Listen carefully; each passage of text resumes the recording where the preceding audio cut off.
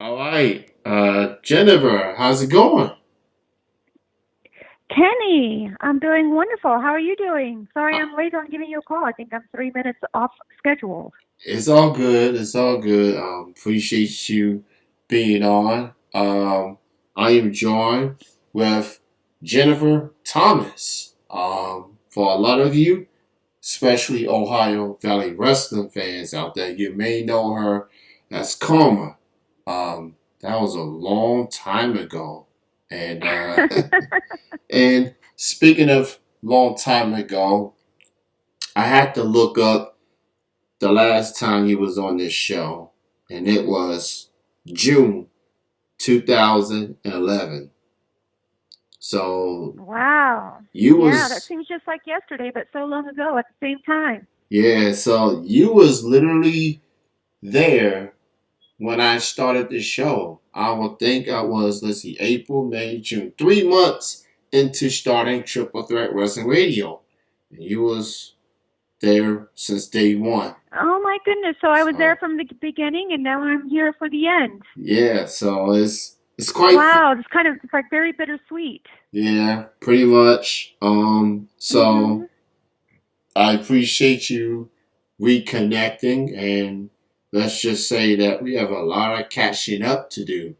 Uh, Absolutely. so, and of course, we'll talk about what you're doing now and what you have in store and everything. But first things first, with this pandemic happening, how's your health? How's everyone, family, everyone? How's everything going?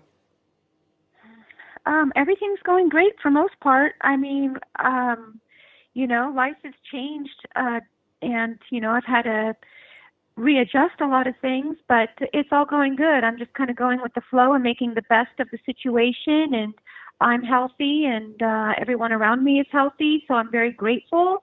Um, and I look forward to the times when life is back to normal again, and I can go to the gym and train like the way I used to, and just do certain things that I used to take for granted. So, but for most part, everything's great. That is very encouraging to hear.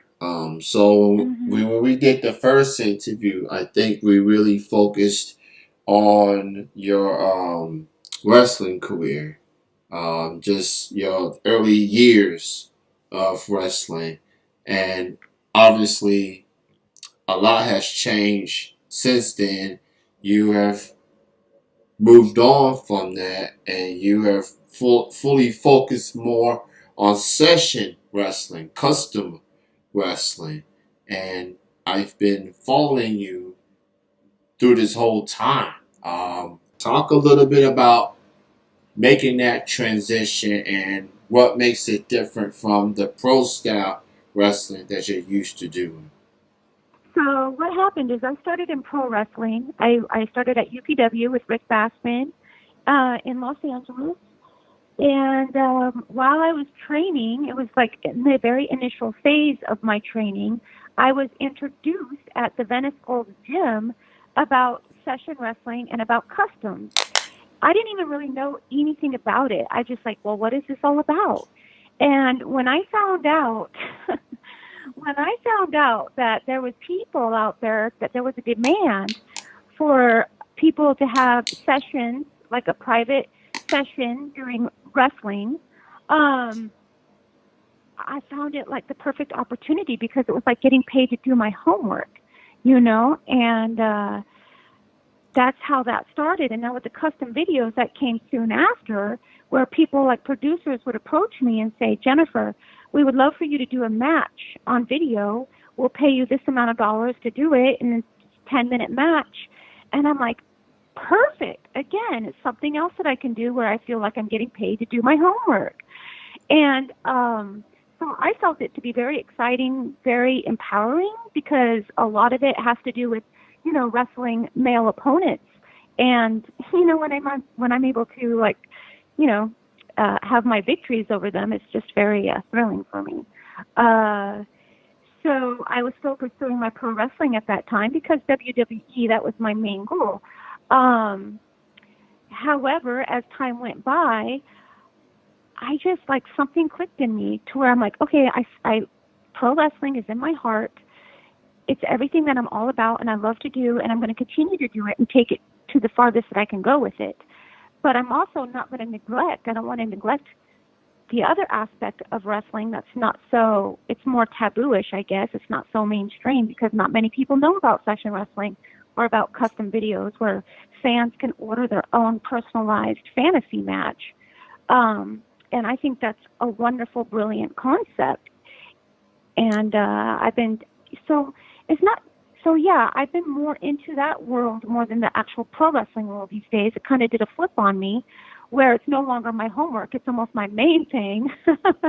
You know, and I've kind of made it my own. I've created my own path, I've created my own way, and it's been very beneficial. It's been very challenging, um, but I have no regrets with it whatsoever, and I'm excited for what the future beholds because I notice that it's becoming more and more and more popular, and I feel like I've been with it, you know, for many years now, and I'm well established, and I'm excited to what I can bring to the table to help newcomers be within this industry as well. Most definitely. I've started being a fan of pro style wrestling when I was, back in the 90s, like pre-attitude era. And I guess the custom wrestling bug bit me into the 2000s. Um, Went through some websites here and there. Like any other fans can make their own scripts, can make their own matches, be the booker. Because like any other wrestling fan, we see what happened on TV and we don't like the outcome. But what if you can make the outcome? What if you can decide which direction a storyline goes? And Exactly, and I love that concept. And I'm sorry to interrupt, but that's exactly what my vision is too. The custom matches, though, it's just for one individual, and and we do it in a ring, and there's no audience, there's no nothing. You know, it's just pretty much we just do it in front of the camera, and we do our 10-minute match and or 15-minute match or whatever the customer is requesting. What's exciting is because of my with my events, because I've held two events so far, and I'm coming up on my third event. Is what about a whole entire show dictated by the fans, where the fans get to create the story. The fans get to choose who the superstar is going to be. Do you understand? So I think that's what I'm trying to bring to life is almost like make customs the event itself to where the fans get to choose the stories. oh yeah, absolutely. It's quite a fascinating way to put it. And look at all the major promotions that's out there. Look at the woman that's wrestling currently, or used to wrestle at these major promotions. They've entered that custom wrestling world. They've been to that session route. And And that's the thing. And what's so funny is when I was with WWE and training with them, you had to do it on the down low. You didn't want WWE to find out that you were doing customs, like it was yeah, frowned upon, and that your chances of being hired by them are slim to none if they were to find out. And yeah. I never understood that. I'm like, well, why am I being penalized for doing something where I'm practicing my craft? You know, and I just remember other wrestlers that were training at OVW too. Like some of them they would do some customs on the down low, but then there were some wrestlers that were like, absolutely not. I'm not doing it. I'm not taking the chance, blah, blah, blah. And I'm like, okay, well, I respect that. But I'm just like, it's just funny because, like I said earlier, it's become more of a thing. Yeah. Like now, like customs is becoming its own industry. It's in itself. So I'm like, and it is what it is, and I'm just happy that I never stopped doing customs for the sake of, you know, trying to get my WWE contract. You definitely made a name for yourself on the custom scene, and everywhere I go, every time I go to the internet, I see Jennifer Thomas' name out there. So Well, I don't want to become oversaturated. I don't want people to get sick of me. No, I look. I've been supporting you since OVW and follow you since In fact, this. I will be doing another custom shoot on March 30th with Lucha Girls, and I'm very excited to be a part of Lucha Girls um, uh, because of COVID, everything is kind of like, we don't do as much work as we used to. Mhm. But now it seems like we're coming out of our shells and we're working together again. And I'll be working with her soon, and I'm really excited about that. Absolutely. So you talked about having some events coming up. I am a Facebook friend of yours, and I did look through your profile, and you have some like an event coming up. I believe it's on April the 3rd, and you have Rapture, Lily Ice, Tomico. Okay, there's so many girls. There's so many girls that want to be involved in it, so I'm really excited. And it's got like a great lineup of women too, of all different shapes and sizes, different skill levels, and different talents. We got, we have bodybuilder girls. We have, just the, I don't know, just people like me that are just more athletic, whatever. But it's going to be amazing because it's going to be our first public appearance under the brand Women on Fire. Okay. So we're just going to show everybody what we're all about. Like, there's no, like, why do we need to hide? Like, we're going to, like, literally, I mean, we can't put up the ring because there's not enough space at the venue to put up a 20 by 20 ring. Right. But we're going to have wrestling mats, and we are just going to freaking crush some egos in that crowd. Let's just say that. And So it's going to be exciting. for more info or how to order this particular event or book a match or whatever, you can email, let's see, media solutions vegas at gmail.com, and check it out if you're in the Vegas area.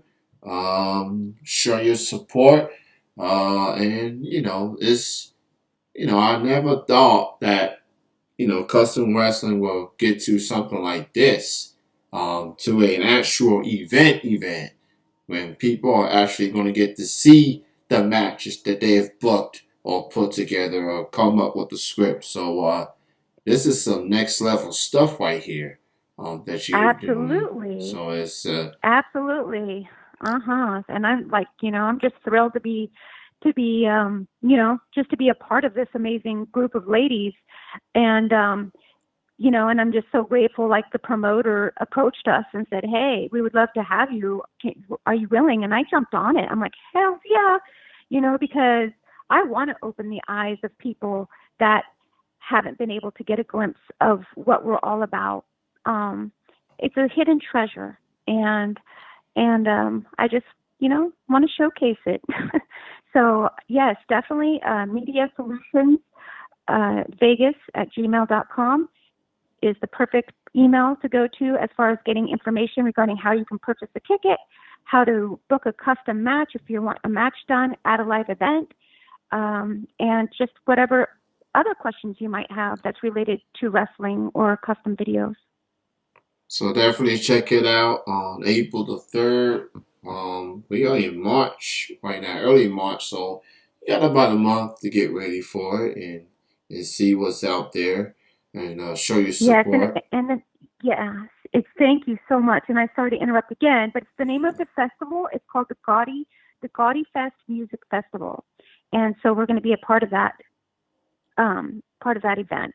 So even if you go to Eventbrite and just do a search for the Gaudy Fest, it'll come up for you as well. So Women on Fire, the Gaudy Fest, April 3rd, 3 p.m. until you tap out. We will be there. So with this coming up and with you returning to Lucha Girls, you have anything else in particular you have in the works that's about to happen that your fans need to keep an eye on? Well, Yes, and I haven't really announced it yet because it's not a totally confirmed thing yet, but I'll go ahead and say anyways. Um, there is a good possibility that we're going to have another Women on Fire event in Toronto, Canada in June. So, and it will be more Canadian based in Toronto because Americans aren't even allowed to go over there yet. So, but it's going to be more it's going to be branched off to Canada. So that's a good possibility of it happening, and I'm excited to see that happen. I may not even be able to be there, but I have amazing female athletes who live there that would love to put on a Woman on Fire event, and I will let them coordinate it all and make it happen.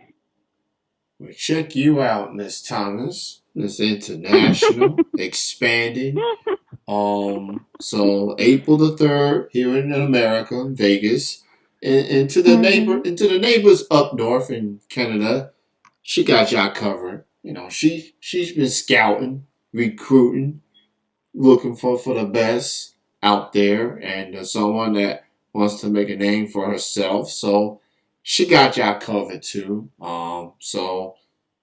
Go check that out. You know, it's not necessarily confirmed yet, but they're just getting the details sorted out. Yes. Um, so Yes. um, so just keep your fingers crossed. For Mhm. that for but April 3rd, that's a sure thing. It's happening next month. So Jennifer, thank you so much for calling, for being on the show again. I mean, you was there from the very beginning, and now here you are for the end. So it was only fitting that we have a quote unquote blast from the past type of interview. And I appreciate you, Jennifer. And the funny thing about this interview that it's all started because I was trying to send you a video shout out, do like a farewell shout out through Cameo, but you told me you don't really use it that much anymore. So I was like, okay, this is the next best thing, and here we are. So Yes, thank and I'm so happy that we were able to make it happen. And it's been an honor to be a part of, Triple Threat Wrestling from the beginning and to the end. So I appreciate you, Kenny, for making it happen.